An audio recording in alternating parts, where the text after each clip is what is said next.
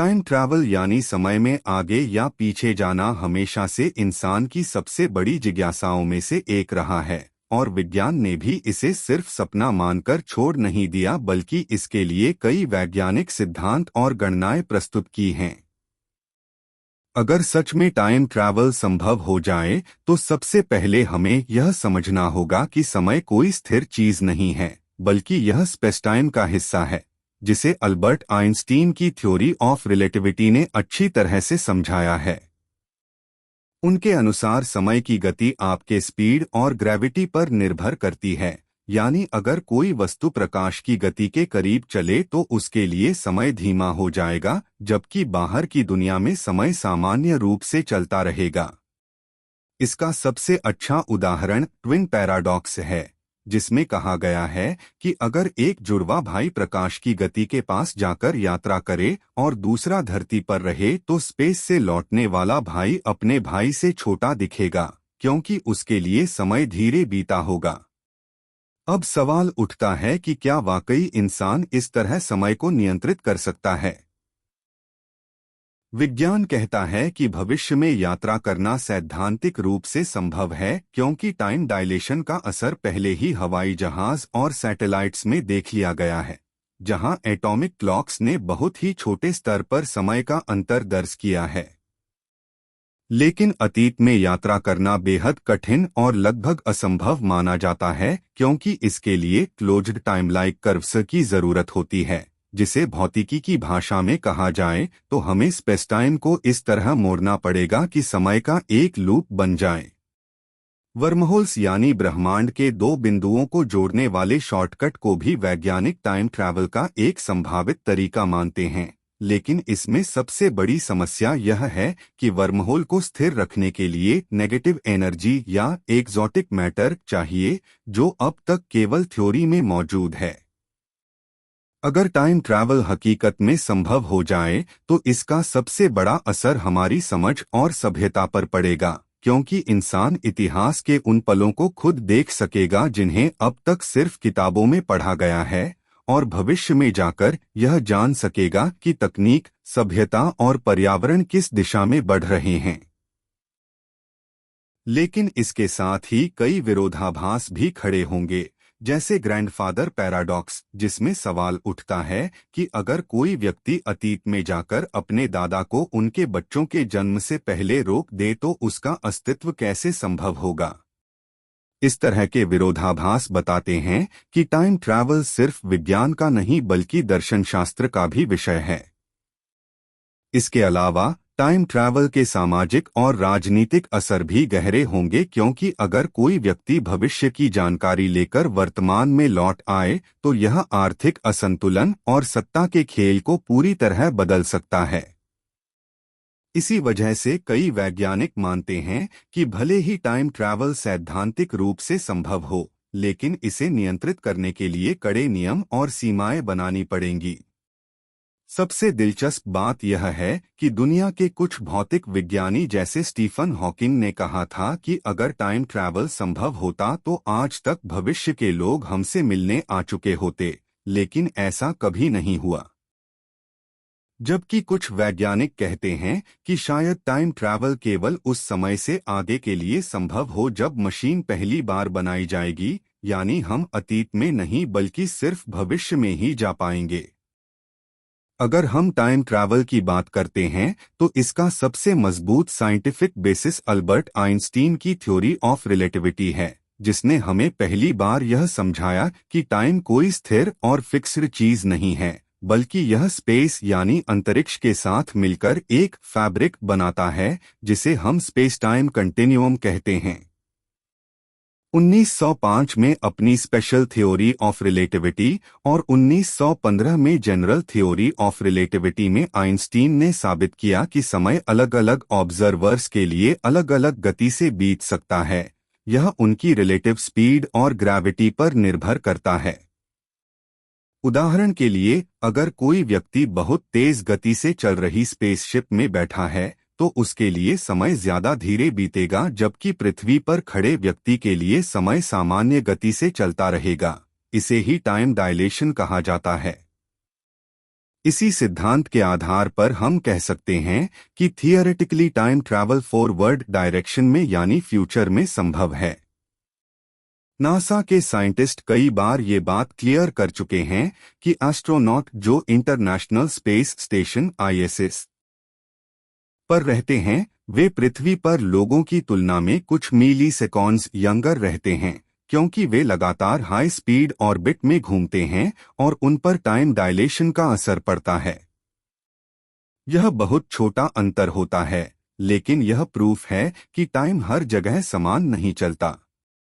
इसी कॉन्सेप्ट को Stephen Hawking और किप थॉर्न जैसे फिजिसिस्ट्स ने और गहराई से एक्सप्लेन किया और बताया कि अगर हम लाइट स्पीड के करीब किसी व्हीकल को चला सकें या स्ट्रॉन्ग ग्रेविटी वाले किसी ब्लैक होल के पास जाएं, तो समय का एक्सपीरियंस ड्रामेटिकली बदल सकता है। यह कॉन्सेप्ट हमें यह समझाता है कि अगर हम फ्यूचर में जाना चाहें तो हमें या तो बहुत हाई स्पीड की ट्रैवल करनी होगी या ऐसे ग्रेविटेशनल फील्ड का इस्तेमाल करना होगा जहां टाइम स्लो हो जाता है। यही रीजन है कि बहुत से थियोरेटिकल फिजिसिस्ट्स कहते हैं कि फ्यूचर ट्रैवल फिजिक्स के लॉस के खिलाफ नहीं है, लेकिन पास्ट में जाना काफी कॉम्प्लेक्स और कॉन्ट्रडिक्टरी है। अब सवाल उठता है कि क्या प्रैक्टिकली ऐसा पॉसिबल है? क्या हमारे पास ऐसी टेक्नोलॉजी है जो हमें लाइट स्पीड तक पहुंचा सके या ब्लैक होल की ग्रेविटी को हार्नेस कर सके? अभी तो यह सिर्फ थियोरेटिकल लेवल पर है, लेकिन फिजिक्स ने हमें क्लियर कर दिया है कि समय एब्सोल्यूट नहीं है बल्कि रिलेटिव है, और इसी वजह से थियोरेटिकली टाइम ट्रैवल एक रियलिटी हो सकता है।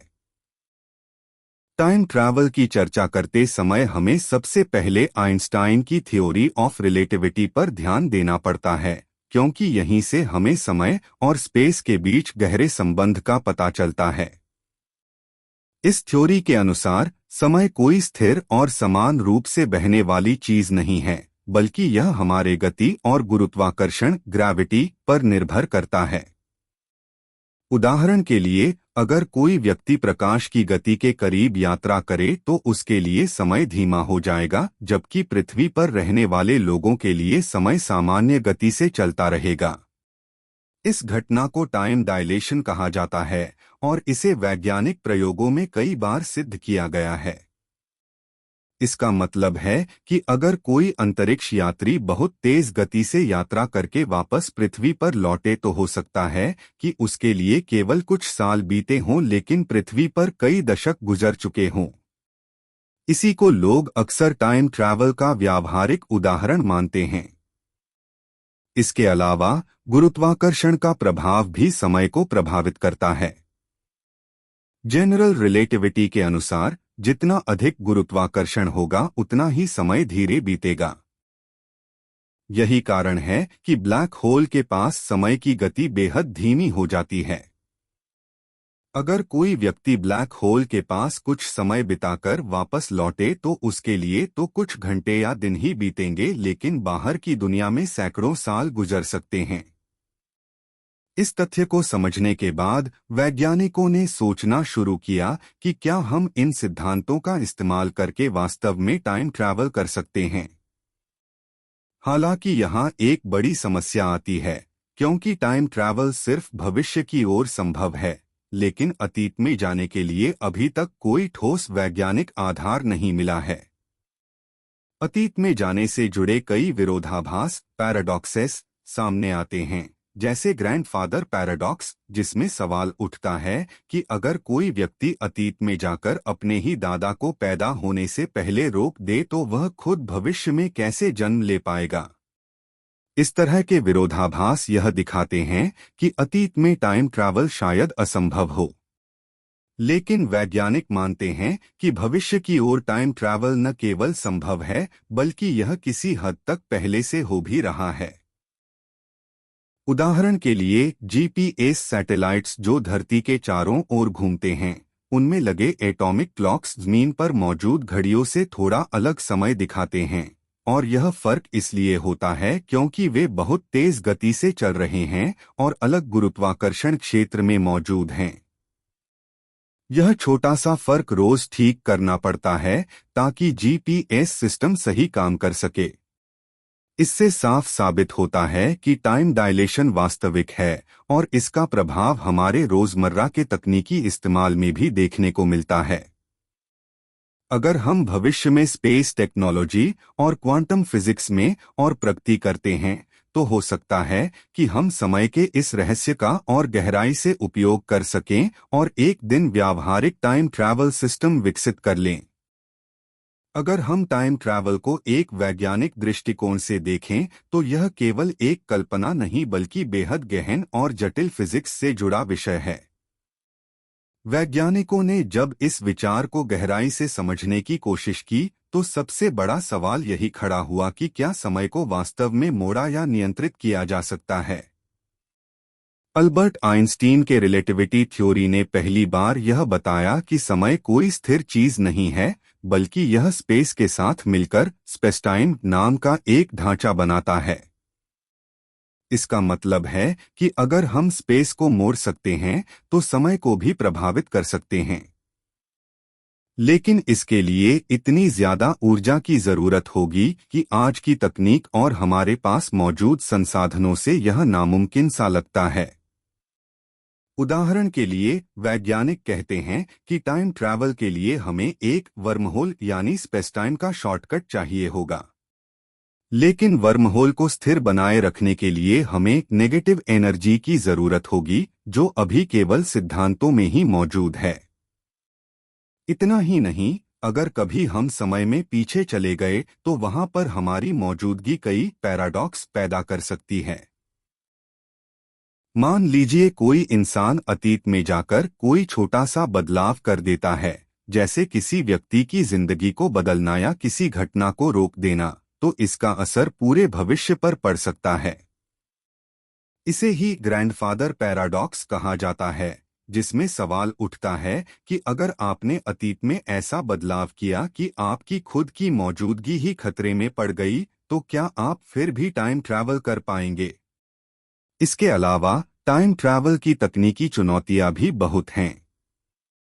मान लीजिए भविष्य में कोई ऐसा यंत्र बना भी लिया जाए जो आपको समय में ले जा सके, तो उसमें इंसान की सुरक्षा सबसे बड़ी समस्या होगी। इतनी तेज गति और ऊर्जा के कारण इंसान का शरीर बिखर सकता है या फिर बायोलॉजिकल लेवल पर नुकसान झेल सकता है। साथ ही अगर आप समय में बहुत आगे चले गए तो वापस लौटने की गारंटी नहीं होगी क्योंकि हर सेकंड ब्रह्मांड बदलता रहता है। यही वजह है कि वैज्ञानिक टाइम ट्रैवल को लेकर बहुत सतर्क रहते हैं।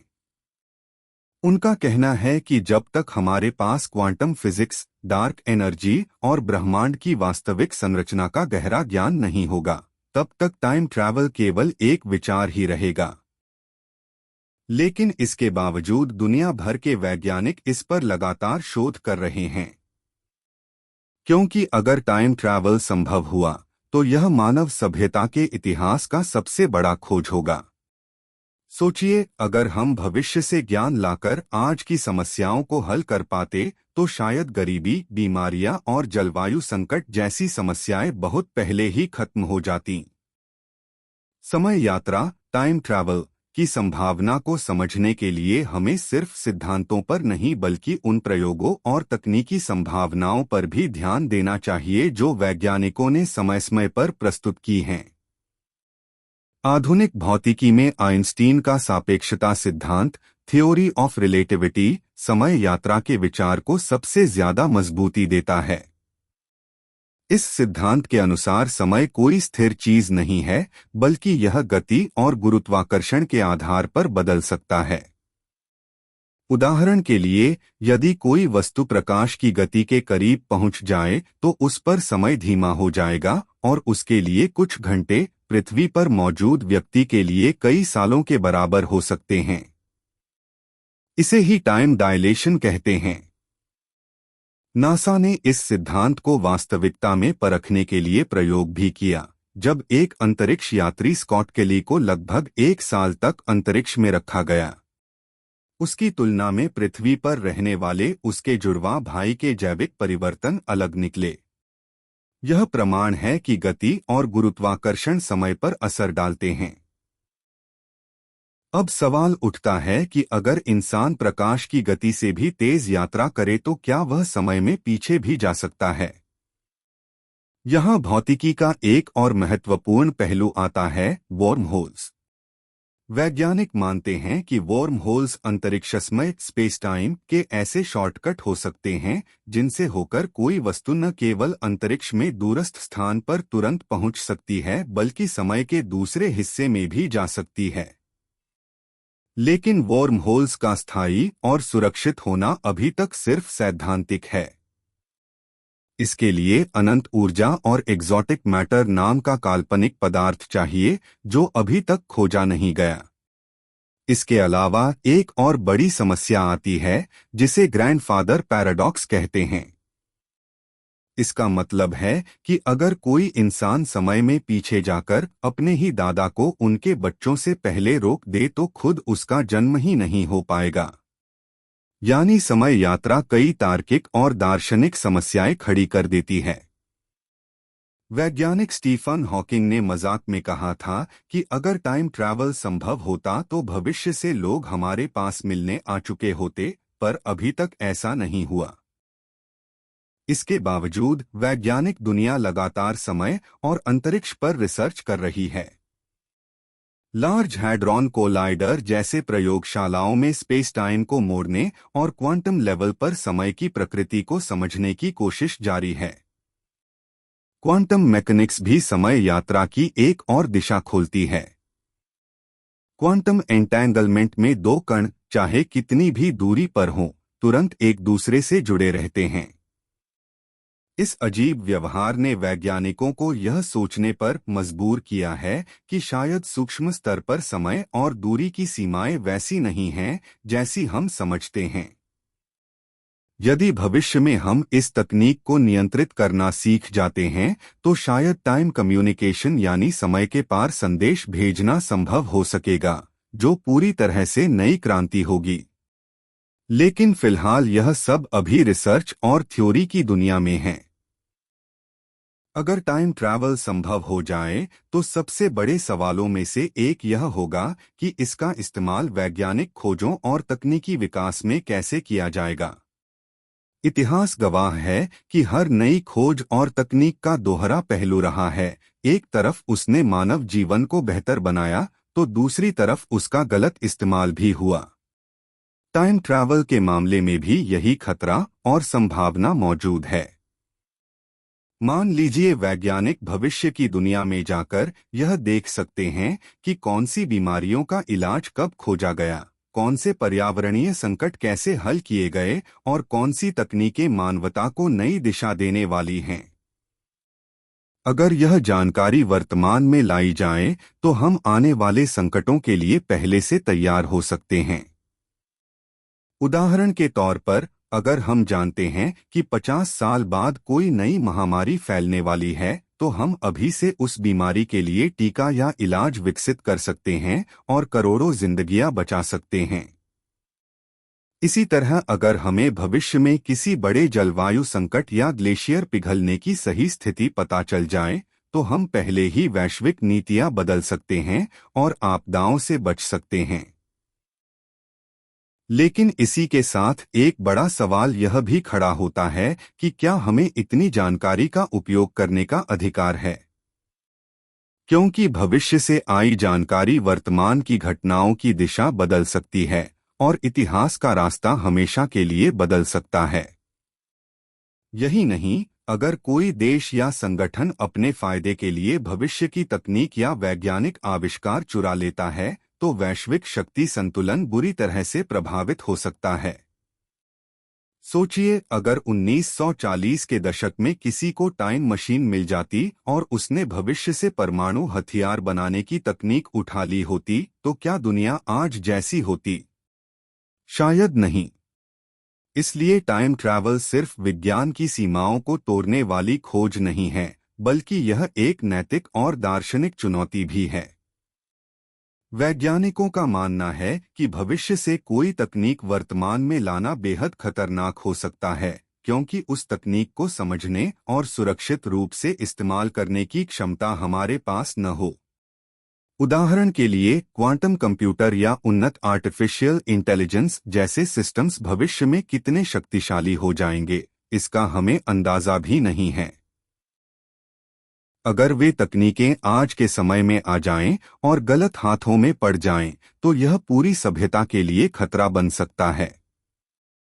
इसलिए टाइम ट्रैवल को लेकर वैज्ञानिक सिर्फ इसके वैज्ञानिक पहलुओं पर ही नहीं, बल्कि इसके नैतिक और सामाजिक प्रभावों पर भी गंभीर चर्चा करते हैं।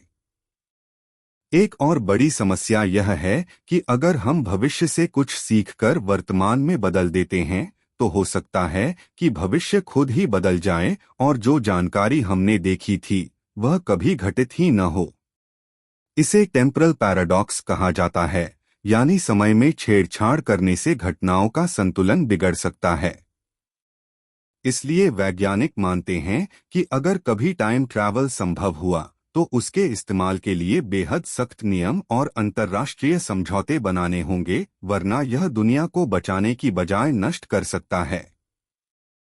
ग्रैंडफादर पैराडॉक्स टाइम ट्रैवल से जुड़ा सबसे पेचीदा और उलझन भरा सवाल है, जो इंसान की समझ और विज्ञान दोनों को चुनौती देता है।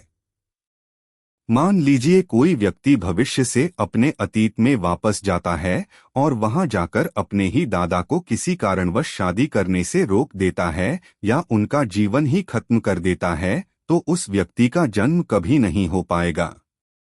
लेकिन अगर वह पैदा ही नहीं होगा, तो फिर वह अतीत में जाकर अपने दादा को रोकने पहुंचा कैसे? यही एक अनंत चक्र और विरोधाभास है, जिसे ग्रैंडफादर पैराडॉक्स कहा जाता है। यह सवाल इतना मुश्किल है कि वैज्ञानिकों और दार्शनिकों ने सालों तक इसके जवाब खोजने की कोशिश की, लेकिन अब तक इसका कोई सीधा हल सामने नहीं आया। कुछ वैज्ञानिक मानते हैं कि ब्रह्मांड में एक तरह का सेल्फ कंसिस्टेंसी प्रिंसिपल होता है, यानी अगर समय यात्रा संभव है तो आप अतीत में जाकर कभी भी ऐसा काम नहीं कर सकते जिससे आपकी अपनी मौजूदगी मिट जाए, क्योंकि ब्रह्मांड खुद ही आपको उस गलती से रोक देगा। यानी आप कोशिश करेंगे तो भी घटनाएं किसी न किसी तरह ऐसी दिशा में मुड़ जाएंगी कि अंत में आपकी मौजूदगी बनी रहे। लेकिन दूसरी थ्योरी इससे बिल्कुल अलग है और कहती है कि जब भी आप अतीत में जाकर कोई बदलाव करते हैं तो वह बदलाव एक नया ब्रह्मांड बना देता है, जिसे हम ऑल्टरनेट यूनिवर्स या पैरेलल रियलिटी कहते हैं।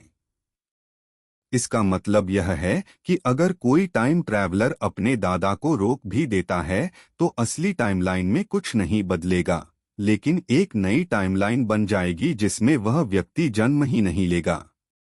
यह विचार जितना रोमांचक है उतना ही डरावना भी, क्योंकि इसका अर्थ है कि हमारी हर छोटी बड़ी क्रिया, हर निर्णय और हर बदलाव किसी न किसी नए ब्रह्मांड की शुरुआत कर देता है।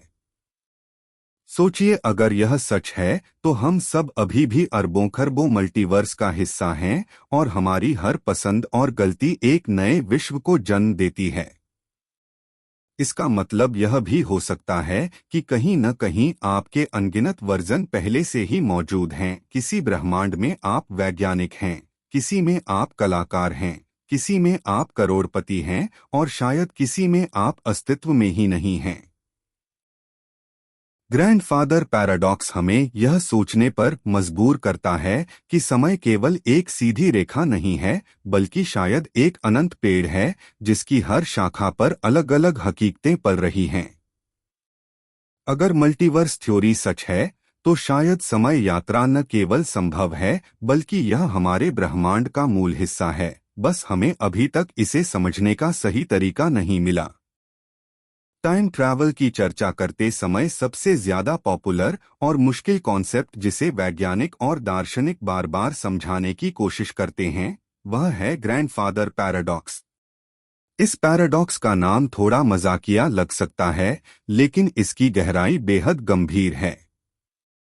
मान लीजिए अगर कोई इंसान टाइम मशीन का उपयोग करके अतीत में चला जाए और वहां जाकर किसी कारणवश अपने ही दादा दादी की मुलाकात को रोक दे या किसी तरह उनका विवाह ही न होने पाए, तो सवाल उठता है कि फिर उस टाइम ट्रैवलर का जन्म कैसे होगा।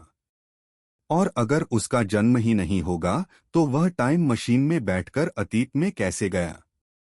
यह विरोधाभास यानी पैराडॉक्स टाइम ट्रैवल की थ्योरी को सबसे ज्यादा चुनौती देता है, क्योंकि यह एक ऐसी स्थिति पैदा करता है जहां तर्क और वास्तविकता दोनों आपस में टकराने लगते हैं। वैज्ञानिक इस पैराडॉक्स को हल करने के लिए कई थ्योरी देते हैं। एक विचार यह कहता है कि अतीत पहले से तय है और उसे बदला नहीं जा सकता, यानी आप अतीत में जाकर चाहे जो भी करें वह वैसे ही होगा, जिससे भविष्य पर कोई असर न पड़े। उदाहरण के लिए, अगर आप अपने दादा दादी की मुलाकात रोकने की कोशिश करेंगे तो किसी न किसी वजह से वे फिर भी मिल जाएंगे और शादी कर लेंगे, क्योंकि आपका जन्म होना ही है। इस थ्योरी को सेल्फ कंसिस्टेंसी प्रिंसिपल कहा जाता है। दूसरी थ्योरी मल्टीवर्स थ्योरी से जुड़ी है, जिसमें कहा जाता है कि जैसे ही आप अतीत में जाकर कोई बदलाव करते हैं तो एक नया ब्रह्मांड या नया टाइमलाइन बन जाता है। यानी यदि आप दादा दादी की मुलाकात रोक भी दें तो आपका असली ब्रह्मांड जस का तस रहेगा और नया ब्रह्मांड बनेगा जहां आप पैदा ही नहीं होंगे। इस तरह पैराडॉक्स खत्म हो जाता है, क्योंकि हर बदलाव एक नए यूनिवर्स को जन्म देता है। कुछ वैज्ञानिक जैसे कि स्टीफन हॉकिंग मानते थे कि प्रकृति खुद ऐसे पैराडॉक्स से बचाती है और भौतिकी के नियम अतीत को बदलने की इजाजत ही नहीं देंगे। जबकि दूसरी ओर आधुनिक क्वांटम मैकेनिक्स की इंटरप्रिटेशन कहती है कि पार्टिकल्स की प्रोबेबिलिटी नेचर ऐसी स्थिति को अलाउ कर सकती है जिसमें मल्टीपल आउटकम्स एक साथ एग्जिस्ट करें। यही वजह है कि कई वैज्ञानिक मानते हैं कि टाइम ट्रैवल संभव तो हो सकता है, लेकिन वह लिनियर नहीं बल्कि प्रोबेबिलिस्टिक तरीके से होगा। अगर यह सच है तो टाइम ट्रैवल करने वाला व्यक्ति खुद को ऑल्टरनेट रियलिटी में पाएगा और वहां जो घटनाएं होंगी वे उसके मूल टाइमलाइन से अलग होंगी।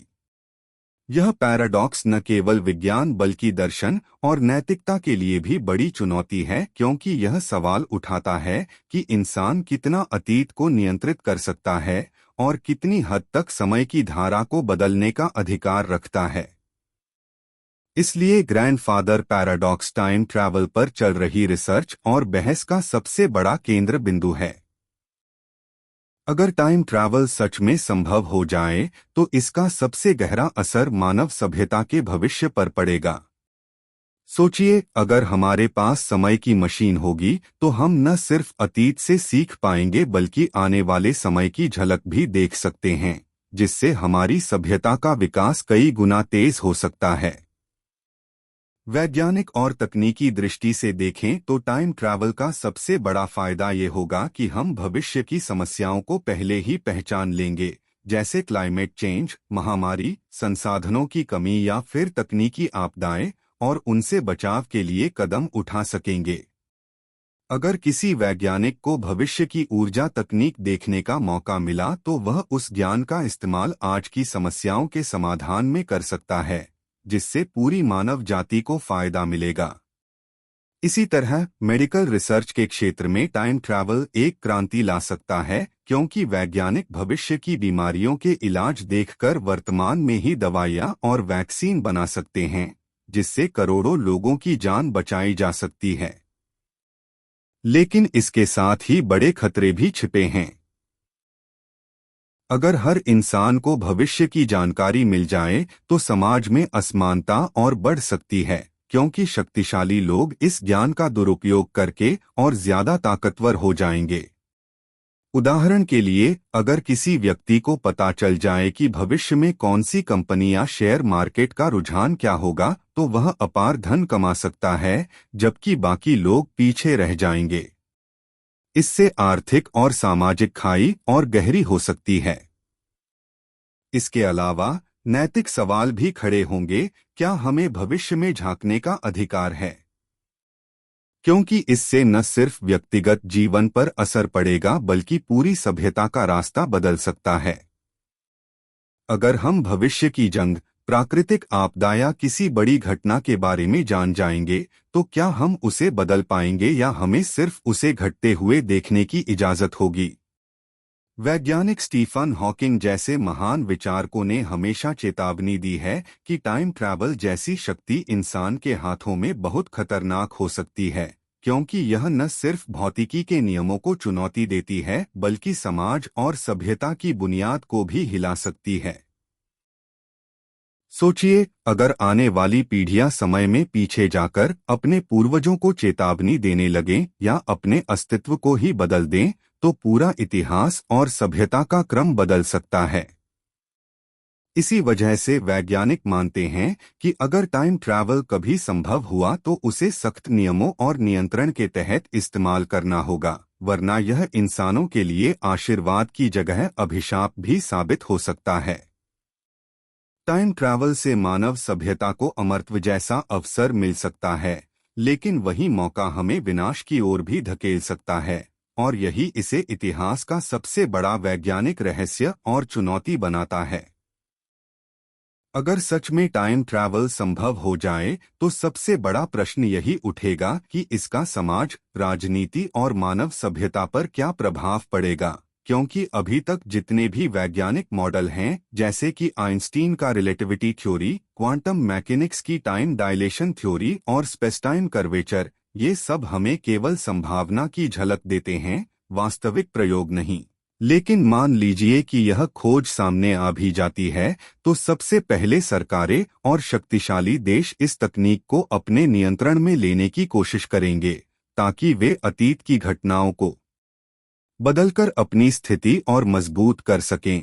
उदाहरण के लिए युद्धों का परिणाम, आर्थिक मंदी या किसी बड़ी आपदा को बदलने का प्रयास किया जा सकता है, लेकिन इससे टाइमलाइन में पैराडॉक्स की स्थिति उत्पन्न होगी, जैसे कि ग्रैंडफादर पैराडॉक्स, जिसमें अगर आप अतीत में जाकर अपने पूर्वजों के जीवन को प्रभावित करते हैं तो आपके अस्तित्व पर ही प्रश्न उठ सकता है। दूसरी ओर, अगर टाइम ट्रैवल केवल भविष्य की यात्रा तक सीमित होता है तो यह हमें आने वाले समय में होने वाली बीमारियों, जलवायु परिवर्तन और तकनीकी क्रांतियों की झलक दिखाकर आज के फैसलों को बेहतर बना सकता है।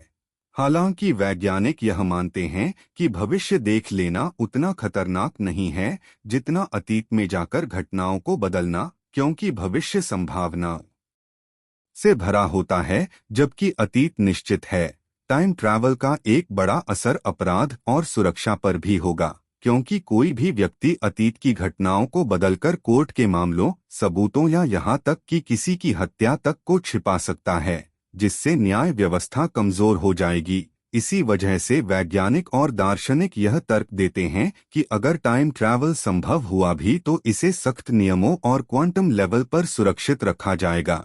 कुछ वैज्ञानिक जैसे कि स्टीफन हॉकिंग ने तो यह तक कहा था कि टाइम ट्रैवल पब्लिक के लिए कभी संभव नहीं होगा, क्योंकि अगर ऐसा हुआ तो सभ्यता में अराजकता फैल जाएगी। वहीं दूसरी तरफ कुछ रिसर्च यह बताती हैं कि टाइम ट्रैवल केवल क्लोज्ड टाइम लेक कर्व्स के अंदर ही हो सकता है, यानी आप एक ऐसे लूप में फंसे रहेंगे जहां से बाहर निकलना मुश्किल होगा। मतलब यह कि आप अतीत को देख तो पाएंगे लेकिन बदल नहीं पाएंगे। और अगर यह सच हुआ तो टाइम ट्रैवल अधिकतर रिसर्च और भविष्य की प्रेडिक्शन तक सीमित रहेगा, न कि किसी को इतिहास को अपनी मर्जी से लिखने की आज़ादी मिलेगी। अंततः यह कहा जा सकता है कि टाइम ट्रैवल अगर संभव हुआ तो यह इंसानियत के लिए वरदान भी बन सकता है और अभिशाप भी। फर्क केवल इतना होगा कि हम इसे किस तरह इस्तेमाल करते हैं, और शायद इसी वजह से आज तक यह प्रकृति के सबसे गहरे राजों में से एक बना हुआ है।